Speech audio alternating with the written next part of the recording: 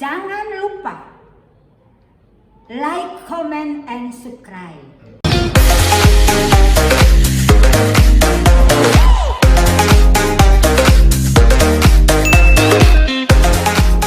Mahasiswa semua, selamat pagi. Pada hari ini kita akan mulai dengan perkuliahan kita yang kedua, pertemuan kedua.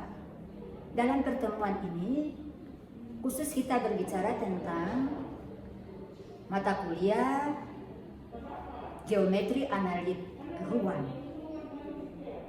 Kalau kita perhatikan bahwa geometri analit ruang ini kalau akan disenangi atau dipelajari dengan baik oleh mahasiswa jika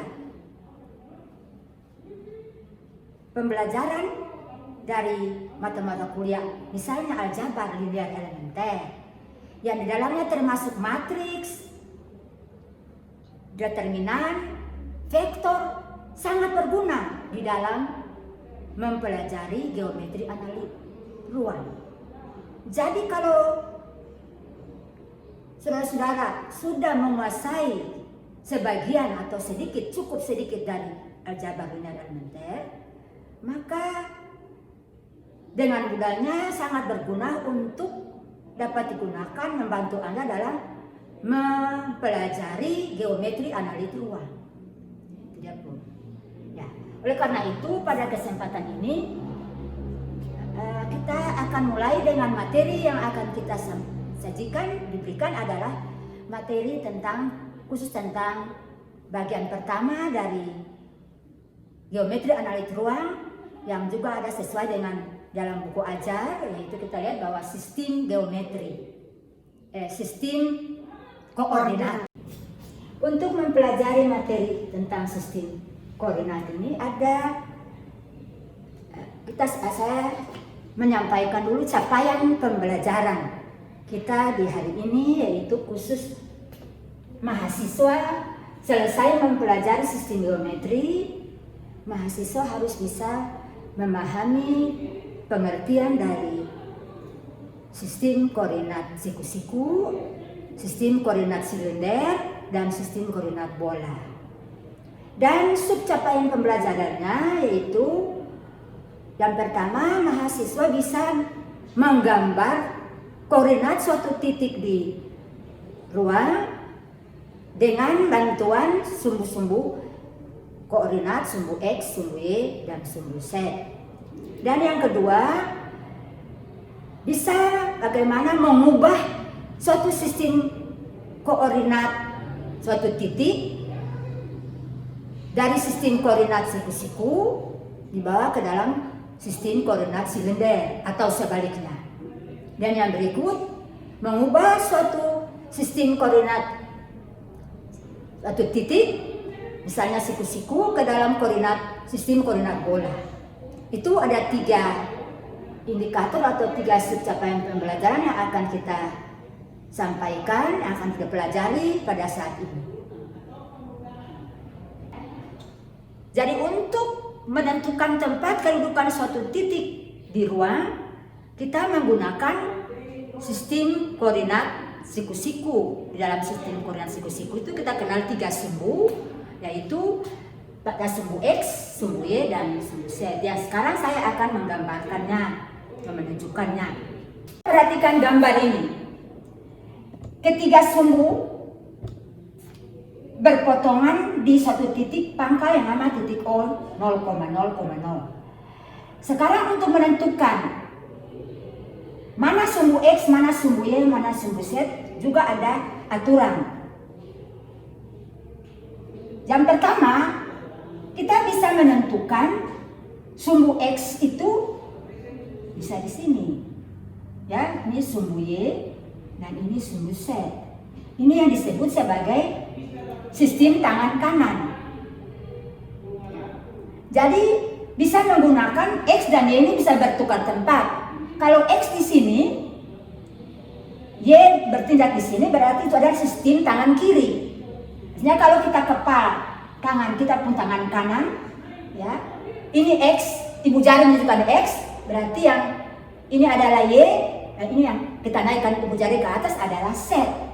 Begitu. Jadi ada buku-buku yang juga menggunakan sistem kedua-duanya, bisa sumbu X dan sumbu Y. Pada buku geometri analit ruang itu tertera di situ ada sistem tangan kanan. X sini dan Y di sana. Ya. Jadi untuk menentukan, tadi saya katakan bahwa untuk menentukan suatu titik di ruang, katakanlah kan titik P begini.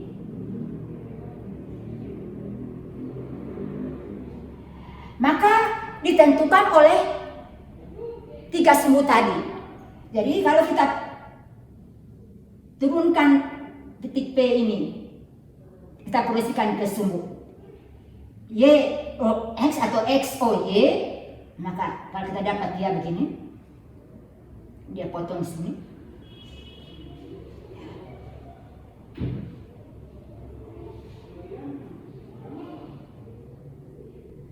Ya. Jadi titik P ini ditentukan oleh X, Y, Z. Kalau kita perhatikan di sini bahwa berapa dihitung-hitung, berapa jaraknya ke X, berapa satuan ke Y dan berapa satuan ke Z. Maka koordinat titik P itu kita sebut sebagai koordinat siku-siku karena X, Y, Z. Dengan demikian, untuk menentukan suatu titik, kalau kita lihat, maka kita lihat bahwa ada terbentuknya, kalau kita perhatikan ketiga sumbu yang saling berpotongan ini, dia akan membagi ruang atas. Kalau kita perhatikan betul-betul, saya tanya berapa terbagi, ya itu ada jawab mahasiswa pengalaman, anak 6 saja ibu. Tanya-tanya kembali 16, ada bilang 12. Ternyata dia membagi ruang itu atas 8 bagian. 8 bagian itulah yang disebut sebagai oktan. Nah, juga. Jadi oktan. Jadi kalau kita lihat oktannya karena 8, jadi kalau oktan 1, 2, 3, dan 4 itu berada di atas daerah bagian atas daripada bidang, ya. Sedangkan kalau yang 5, 6, 7, dan 8 dia terletak di bawah. Dengan demikian kita perhatikan gambar ini bahwa kalau kita mulai dengan oktan yang 1. Oktan yang 1 itu dia memuat titik-titik. Kalau kita perhatikan, dia memuat titik-titik X positif. Ada daerah sini, ini X positif. Y juga positif. Dan Z positif. Dengan catatan dia lebih besar dari 0. Kalau kita tulis dia bahwa X lebih besar 0.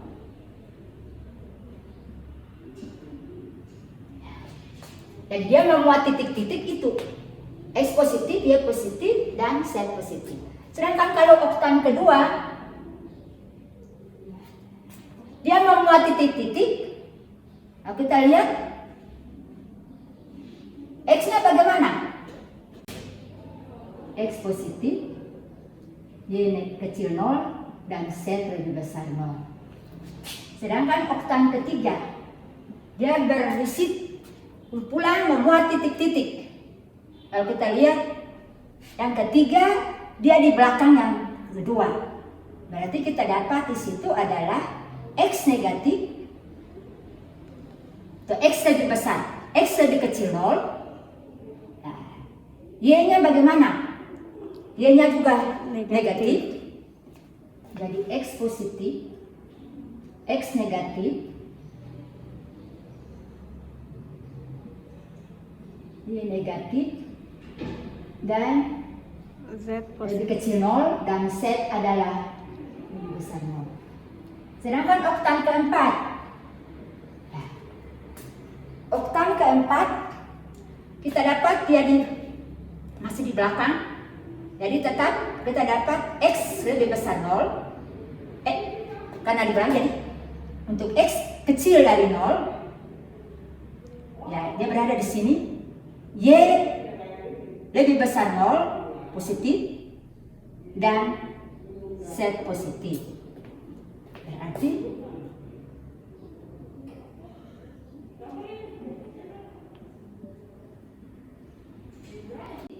negatif positif. Dengan demikian sumbu X itu biasa kita sebut adalah absisnya. Absis. Sumbu Y disebut sebagai Z, kita sebut sebagai aplikat. Jadi kalau kita lihat di sini dia potong sumbu X. Misalnya di A. Kalau kita lihat ini titik tadi, ini dipotong di B, ini dia potong C, maka kalau kita lihat OA itu adalah sumbu X, ya. Jadi dia potong sumbu X, OA ini dia potong di OB itu Y, ya. Kita lihat untuk sumbu Z, OC. Jadi titik-titik ini menentukan, ya, berarti X, Y, Z. Ya. Jadi kalau kita gambarkan suatu titik, tidak perlu kita menggambar balok begini, tidak perlu.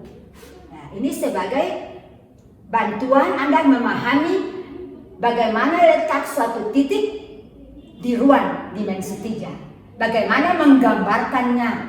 Nah, sekarang kita lihat, karena ketiga sumbu itu saling berpotongan di titik pangkal O 0,0,0, maka terbentuklah bidang-bidang. Ya, ada bidang yang terbentuk, bidang koordinat, yaitu kita bisa lihat di sini. Kita lihat. Bidang XY atau lengkap XOY. Ya, bidang apa lagi? Kalau kita lihat bidang XOZ. Ya, jadi bidang XZ. Apalagi bidang? Bidang YZ. Jadi YOZ. Ya. Sekarang bagaimana kalau letak kedudukan titik-titik kita perhatikan di bidang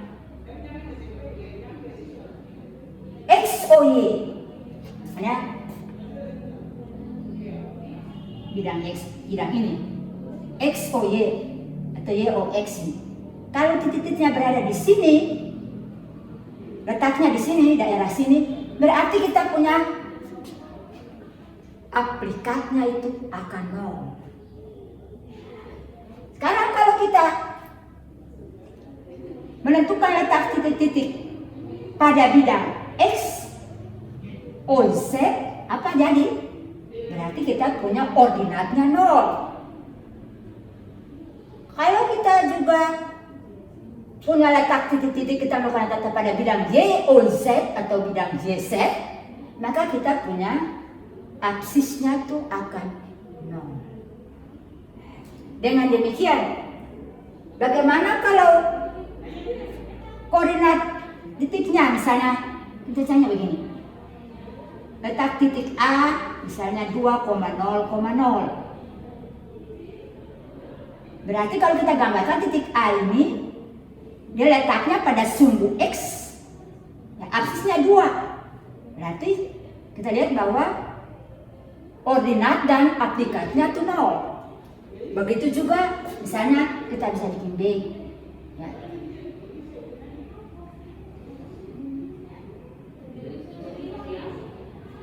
Koordinat, ya betul. Ini 4 misalnya.